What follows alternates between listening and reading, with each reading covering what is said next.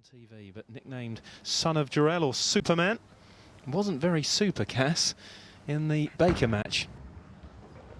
And starts with a strike. Absolutely perfect response to what happened to him in the Baker game. Yeah, he's playing a totally different line here. See how far left his feet are on the approach. He's trying to open that lane up, get himself a wide hooking angle, which he's managed to do. Controls it perfectly. And look at determination on his face.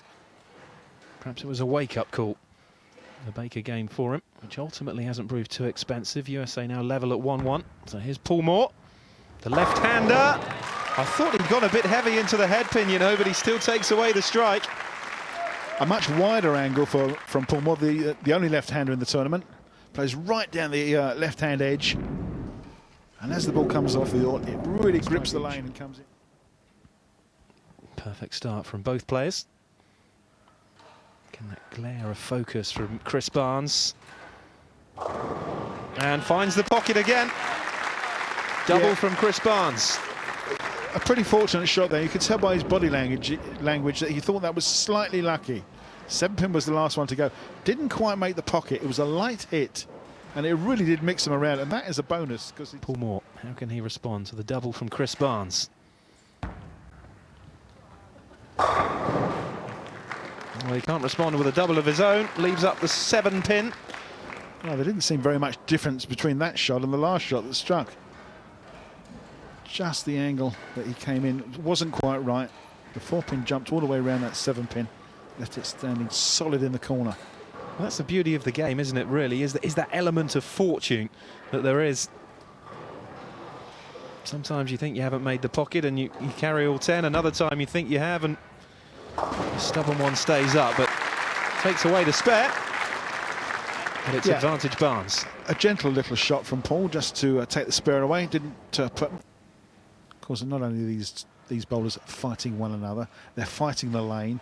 The lane's reacting under these television lights, which blaze vast amounts of heat down onto the lane oil, which then moves around. Oh, that was terribly heavy. Came in too soon through the headpin. And of course, the shot changes. A player may play 2 or 3 shots and get it pitch perfect, and then the oil moves. It either moves down with the ball, it moves sideways with the heat, and he doesn't get the same reaction. So he's then got to regroup, possibly change his line, move his feet around, changing all the time. And there's only 10 frames to go, and we've already had 3 of them. Looking to make the 3-6-10 spare, which he does with a nice straight ball. Yeah, never in doubt. Confidently takes the spare away. Still in the driving seat. To make the double. This one he wants to really bury in there as well, right in the 1-2 pocket for the left-hander. And finds it. Just like that. Great looking shot. Doesn't look very much difference from the last one when he only got a spare. Great looking angle. Great ball speed from Paul Moor as well. Taking his time. Gently stroking it down the lane. Nice bit of rotation. Carries all 10. How great is that? Part of Team USA and then also the Weber Cup team. That's one of the most enjoyable and satisfying things we do in bowling. On the PBA Tour, it's largely individual, and when you win, there's not really that many other guys happy for you. So to do this and be able to share it with teammates and in some cases your whole country, it's a much more enjoyable and satisfying experience. This is developing into a really good contest, as we thought it might be, between Paul Moor and Chris Barnes. Carries a strike. Third strike from 4 frames for Chris Barnes. And now Paul Moor has to answer. Yeah, better reaction there. European Bowling Tour champion 3 times, Paul Moor. 11 EBT titles. And he's left up the 7-pin again. Groans all around the Barnsley Metrodome. Well, spectators and Paul were hoping that the messenger was going to come across and trip that 7-pin away. And the Americans watch on. Bernie White, referee of the match and the tournament, just taking some notes. Paul Moor's got a 7-pin to spare. Just ease off on the rotation. Hard and straight. That's good enough. That's all you need to do.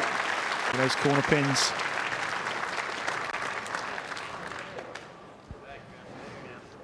Level up for the USA. It's advantage Barnes at the moment. Makes the strike. Turns a 17-pin lead into a 27-pin lead. And hits the double.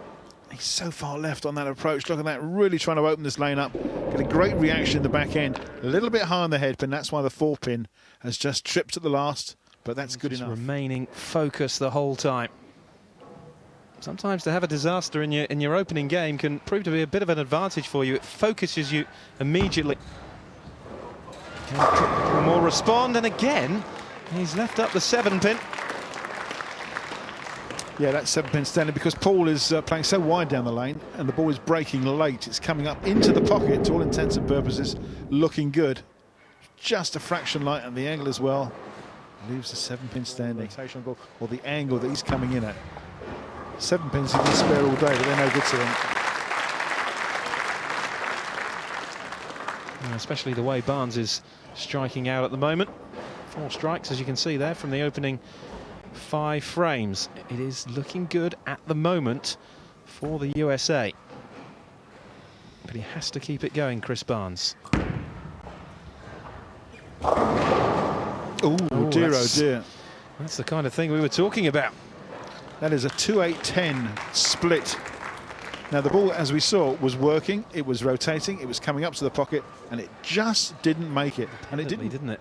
Didn't catch any others at all. And you're absolutely right, Cass. Open frame.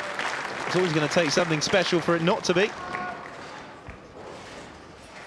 And a shrug of the face there from Tim Mack. He knows that there's a chance now for Paul Moor to turn this around. It was all looking rosy, wasn't it, for Chris Barnes? Looked as though he'd eradicated the early demons from that opening match. 4 strikes in the first 5 frames, but an open frame in frame 6. Can Moore take full advantage? No, he can't. That stubborn 7-pin again. Wayne, you sound very surprised. 3 frames in a row, Cass. The 7-pin has stayed up. As I mentioned, it's the angle that ball is coming in. Paul is going to have to do something different. And yet again, he's made the spare.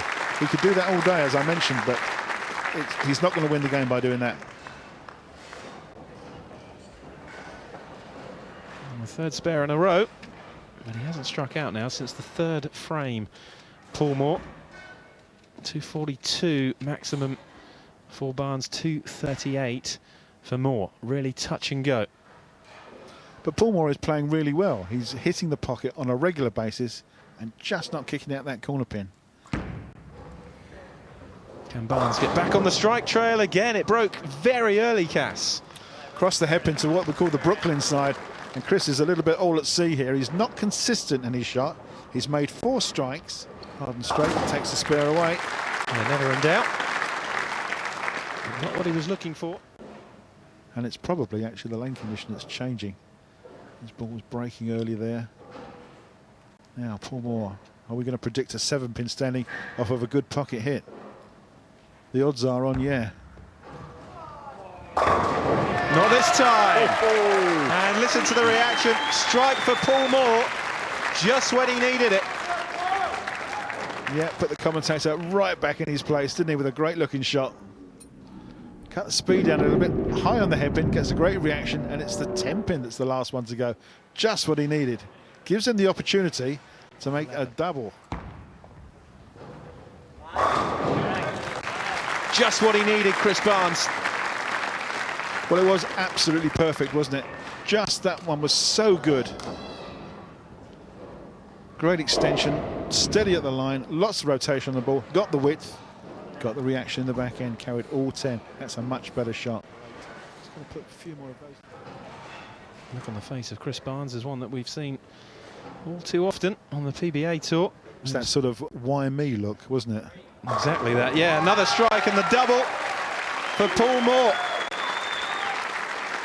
Great looking shot. Paul Moor takes the lead with that double. 6-pin lead. He's got 2 strikes in a row. Extraordinary. It looked as though it was going to cost him the victory here, but maybe not now. This is a massive shot for the world champion. His approach is tight against that ball return. He can't move any further left on the bowling approach.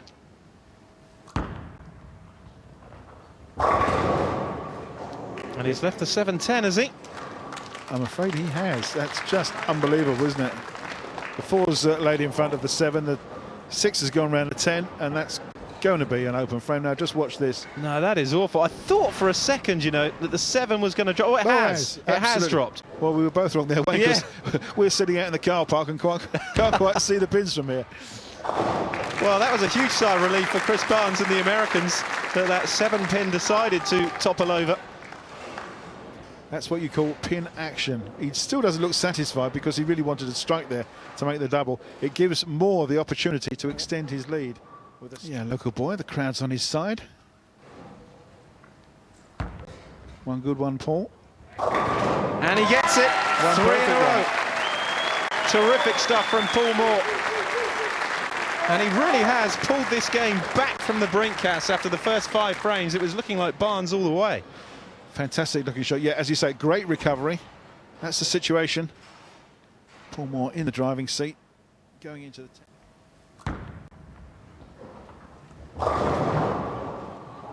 Well, that's frustrating for Barnes. Shake of the head.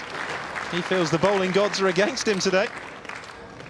Well, he almost threw that one out the window. He's lucky to make 9. Just leaves a single pin, which he spares. And he will earn the bonus ball and with a strike to make 201.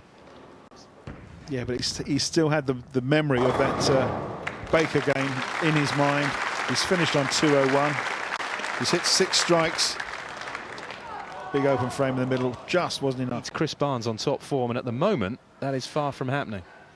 Tim needs all the Americans to be red hot. It's Paul Moor, red hot, absolutely. 4 strikes in a row, earns himself 2 extra shots in the 10th frame, and the game is won. And he can start to showboat a bit now, Paul Moor. Comfortable. Actually, I haven't seen a shot out the pocket. This could have been so close to being a 300 game, couldn't it? That could have been 10 strikes in a row, and the crowd appreciate it. Looking for another 10. Oh, and it's the 7-pin again, just to remind us. Dear, oh dear. It's been the bane of his game, the 7-pin. 3 frames in a row, 4 through till 6. And for the 4th time, it stays up. Oh, look at this. Left-hander, just flat, one finger, dead straight. Oh, and misses it. No matter. 226 is a great game, and it's a great victory. Really good victory for Paul Moor then over Chris Barnes, and Europe regain the lead by 2 points to 1.